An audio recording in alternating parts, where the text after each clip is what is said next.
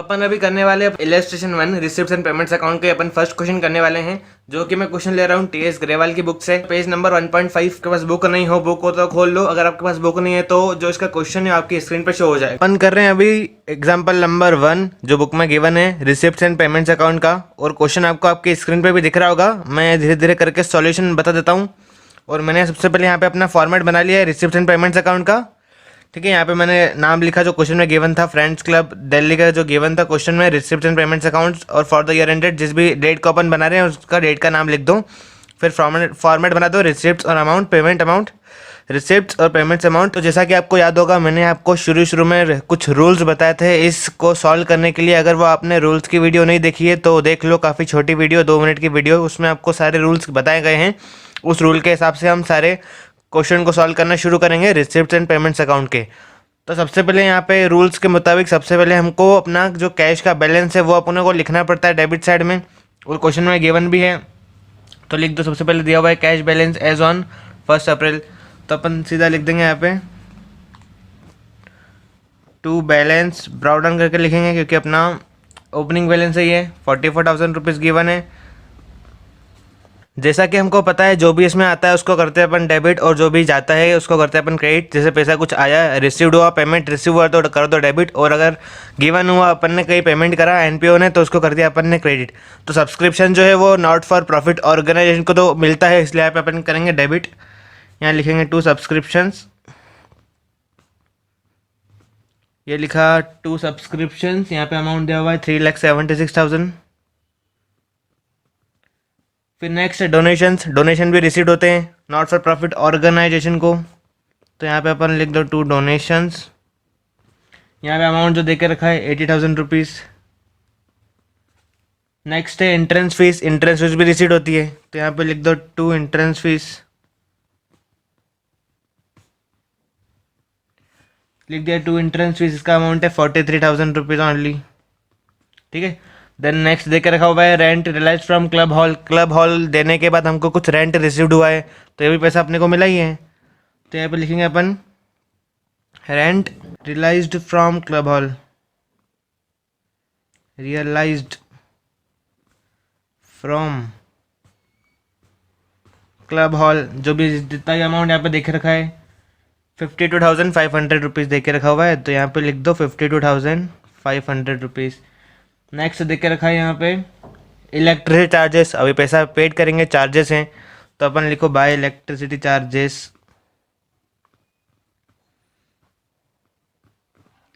Electricity charges यहाँ पे लिखा मैंने, इसका अमाउंट जो देके रखा हुआ है 34,400। नेक्स्ट है टैक्सेस, टैक्सेस भी पेड करे होंगे तो अपन लिख देंगे बाय टैक्सेस। टैक्सेस का जो अमाउंट गिवन है वो देके रखा हुआ है 5,000। फिर नेक्स्ट है सैलरीज एंड वेजेस, तो सैलरी वेजेस भी पेड करते हैं तो यहाँ पे लिख दो salaries and wages. Salaries and wages अपन ने लिख दिया। यहाँ पे अपने को अमाउंट देख रखा है 2,15,000, यहाँ मैंने लिख दिया 2,15,000 रुपीज़। नेक्स्ट है होनोरेरियम टू सेक्रेटरी, ये एक तरह से सैलरी होती है जो सेक्रेटरी को दी जाती है, तो अपन वो भी एक तरह से खर्चा ये देना ही पड़ता है, तो यहाँ पे लिख दो होनोरेरियम टू सेक्रेटरी। ये मैंने लिखा, इसका अमाउंट जो गिवन है वो 25,000 रुपीज़ है। नेक्स्ट है इंटरेस्ट रिसीव्ड ऑन इन्वेस्टमेंट्स, यानी कि हमने जो इन्वेस्ट करे थे वहाँ से अपने को इंटरेस्ट रिसीव्ड हुआ है, यानी कि पैसा तो आया है, तो यहाँ पे लिख दो डेबिट साइड में इंटरेस्ट रिसीव्ड फ्रॉम इन्वेस्टमेंट, है ना, 29,500 रिसीव्ड ऑन इन्वेस्टमेंट्स। फिर नेक्स्ट है यहाँ पे प्रिंटिंग एंड स्टेशनरी, एक्सपेंसेस है अपने खर्चे, तो यहाँ लिखेंगे बाय प्रिंटिंग एंड स्टेशनरी।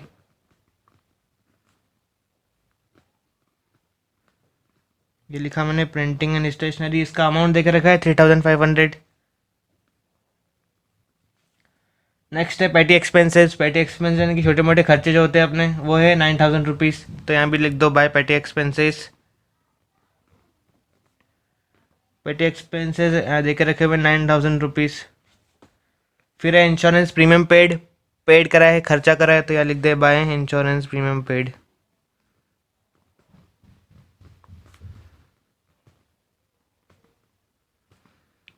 अब इसमें अपना तीसरा रूल जो होता है इस अकाउंट को बनाते वक्त वो होता है अपना outstanding expenses, accrued income, depreciation को इग्नोर करना है। मतलब क्वेश्चन में दिखे ही नहीं इसलिए अपने को कुछ नहीं करना पड़ा।